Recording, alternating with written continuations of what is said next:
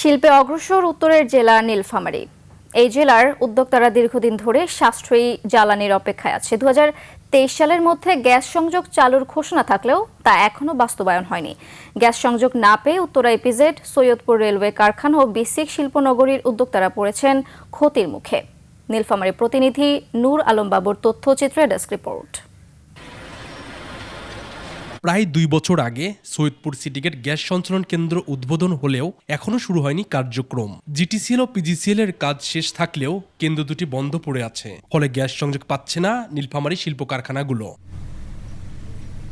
উদ্যোক্তারা বাধ্য হয়ে উচ্চমূল্যে সিলিন্ডার গ্যাসে উৎপাদন চালাচ্ছেন। এতে উৎপাদন খরচ বেড়েছে, তেমনি কমেছে নতুন বিনিয়োগের আগ্রহ।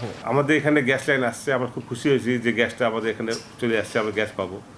কিন্তু অনেক দুঃখের বিষয় যে আজকে 14 মাসের বেশি হয়ে গেল, কিন্তু এখানে পর্যন্ত কোনো গ্যাস আমাদের এখানে সাপ্লাই দেওয়া হয় নাই। আর যে কোনো শিল্পের সহযোগিতা আছে জ্বালানি সহযোগিতা। এই জ্বালানির মধ্যে গ্যাসটা তাদেরকে দেওয়া হলে তাদের ভাগ্য উন্নয়ন হতো, দেশে মানুষ দেশের শ্রম শক্তি দেশে থাকতো, রেমিটেন্সের জন্য হন্যে হয় বিদেশে ঘোরা লাগতো না।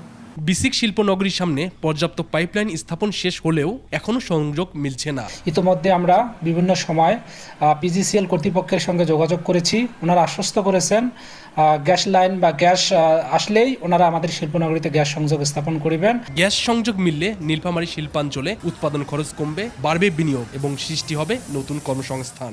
আমাদের ইপিজেটে গ্যাস সরবরাহ করা হলে আমাদের ইপিজেট আরও এক্সপানশনের সুবিধা হবে, আমাদের আরও বেশি এখানে শিল্প প্রতিষ্ঠান স্থাপিত হবে, আমাদের ইকোনমি জোন খুব শীঘ্রই কাজ শুরু হবে। সেই জন্য আমাদের গ্যাসের সংযোগটি জরুরি। সৈয়দপুর সিটিগেট ও পিজিসিএল সরবরাহ কেন্দ্র থেকে প্রতিদিন 100 ঘনফুট গ্যাস সরবরাহ সম্ভব। Monowar Hussain, desk report, 21 television.